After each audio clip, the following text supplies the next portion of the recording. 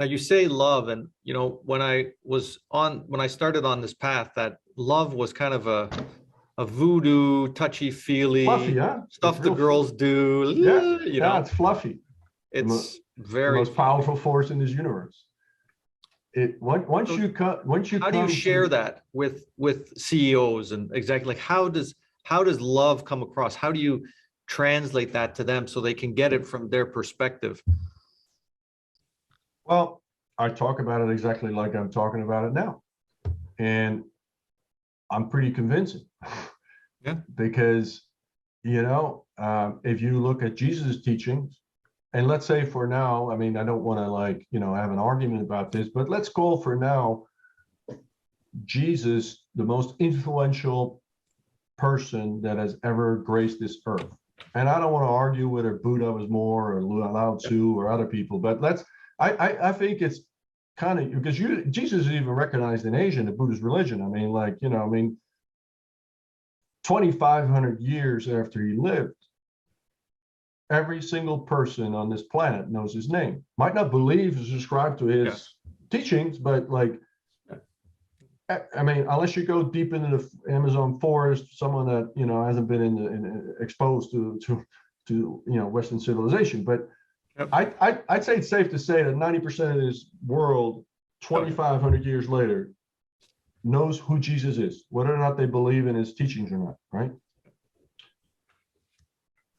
So what's the single core teaching that Jesus gave us? Love thy neighbor, right? Love. It's the most powerful force in the universe. And in fact, it is the most intelligent force in this universe, because love is ultimately energy. And you can feel it, because when you feel love, Yeah. you light up. Every single person lights up when they feel love. When we all talk about this all the time. When you do something with love, it becomes beautiful. When you make art with love, it becomes beautiful art. If you make food with love, it's been scientifically proven that the nutritional value of that food is higher when it's made with love. There's a very famous, I forget his name now, a Japanese scientist that did these tests. He put a bowl of rice in water, right? And then one bowl he put in one corner of the room, and every day he would love it.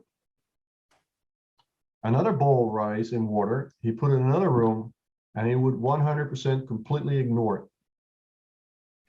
Another third bowl he put in another corner, and he would hate it. Now, it's really interesting, because 2 weeks later, the bowl that he loved, the rice was pristine white, had not changed one iota. The bowl that he hated was kind of a dark gray, like a darkish gray color. Mhm. The bowl he ignored, the rice had become totally black. Everything is energy. We know there's been scientific research that if you talk to your plants, they will grow bigger, be healthier. Like plants respond to love. Animals respond to love. If you love your dog, what do you get back? Unconditional love, right? Dog can't stay away from you. If you have a negative energy about you, the dog will bark at you. Maybe even want to attack you, right? Mm-hmm. The dog is just, I mean, it's a instinct, right? But it's picking up on energy. Yeah, it's just mirroring you. When you go into let's say you go to a party and you walk in and the atmosphere is just fantastic. It's like electric, right? You come in and your energy immediately transforms. Yeah. There's energy of love. People are having fun. People are like being nice to each other. They're being kind. They're laughing. They're flirting. They're doing whatever they want to do. Now, at the same time, you're called into the HR office, and you know already in your pit of your stomach, there's some ominous message you're getting, right? And you walk into the office, and you like literally cut the air. Mm-hmm. and it feels like your whole stomach is in a knot, right? Because, you know, you're being let go, or maybe you're being fired because you did something wrong, whatever it is, right? It's all energy. Yeah. It's all energy. When you start showing up with spiritual maturity or spiritual mastery, and you are just emanating love, you are magnetic. People are going to want to be with you. People want to be around you. People want to do things for you. People are going to want to help you. They want to be in your ecosystem because it makes them feel good. Because it's the best feeling in the world when we're surrounded or in the presence of love. We feel good. This is like, you know, this is the most powerful energy in the world. There's people that have overcome, you know, severe illnesses solely because they felt love, the energy, right? They tapped into love. And a lot of times we are ill because we are energetic systems, and our energetic system is in dissonance. Now, when we're in coherence, and there's high coherence, which is basically the energies perfectly. It's like when we talk about dissonance, we're talking about a piano that's out of tune. So now we play music, but it doesn't sound good. Yeah. Because the piano is out of tune. There's static on the line. There's noise, right? And that represents itself in a physical way called illness.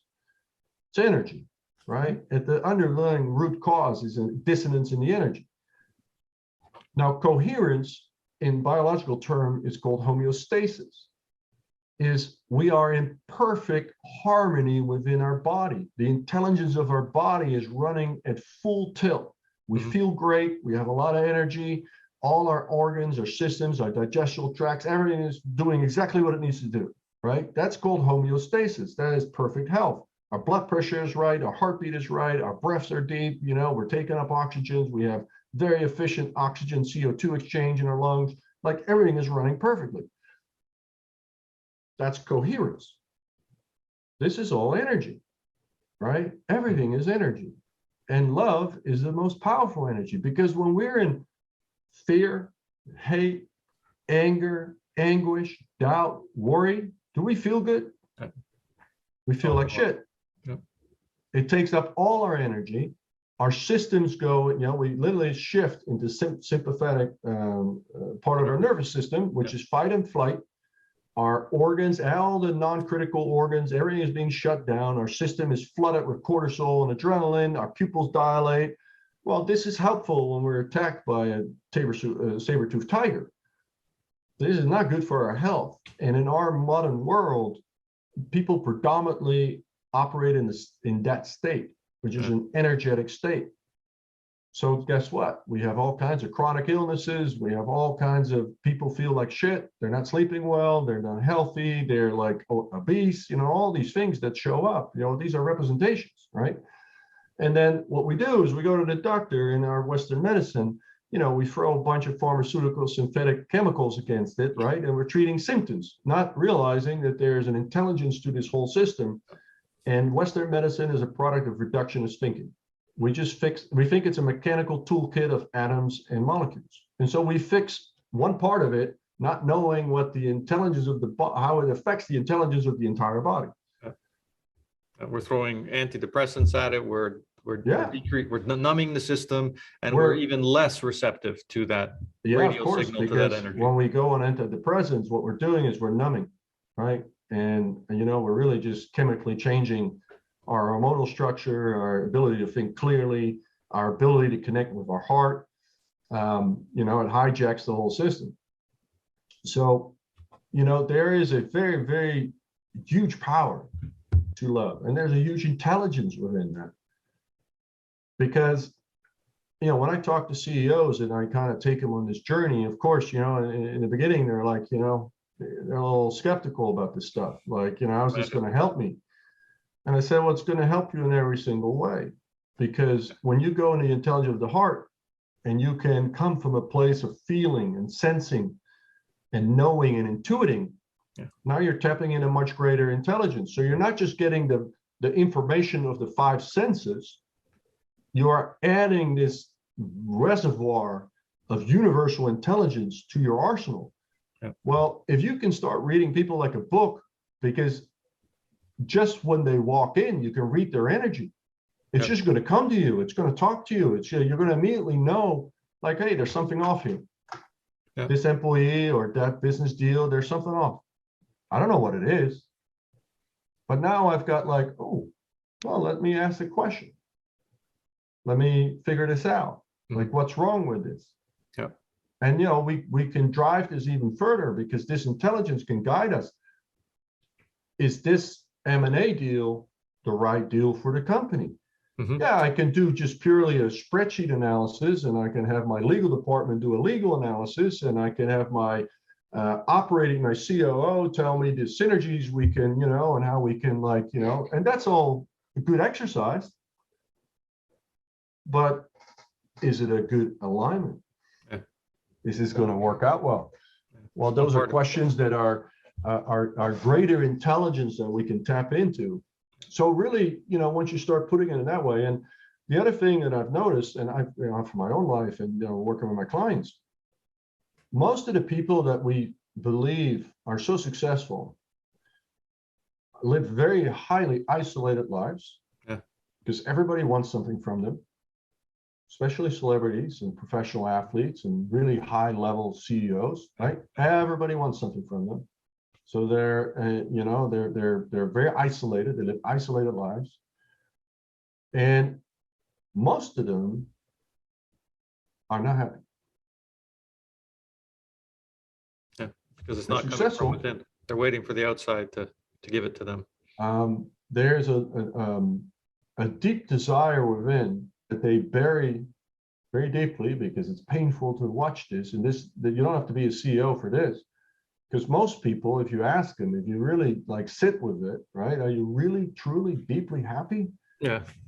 Or are you just content with this is just how life is? Well, life is supposed to be play. Life is supposed to be a journey. And I'm not saying that every moment of your life is going to be filled with joy because, you know, shit happens. Shit happens in my life all the time. But I have tools now to see it in a completely different perspective. So I can still feel the emotion. I can still feel the sadness, you know. I mean, I can still, like, you know, I witnessed these things unfolding in Europe, and, like, you know, I'm devastated, but mostly by, you know, the innocent people that are just suffering in such a deep level. I mean, 3 million refugees, you know, and it's going to get much worse because this is the breadbasket of all of Africa and Middle East and Asia. So the ripple effect of this conflict is going to push tens of millions of people into starvation, reaching far and wide beyond the borders of the Ukraine. And so, you know, I can see all those things in it, and I can tell you, I mean, it touches me in the deepest way, because I have unlimited amount of capacity for compassion these days. If you would like to watch more videos like this, then please subscribe to my channel below.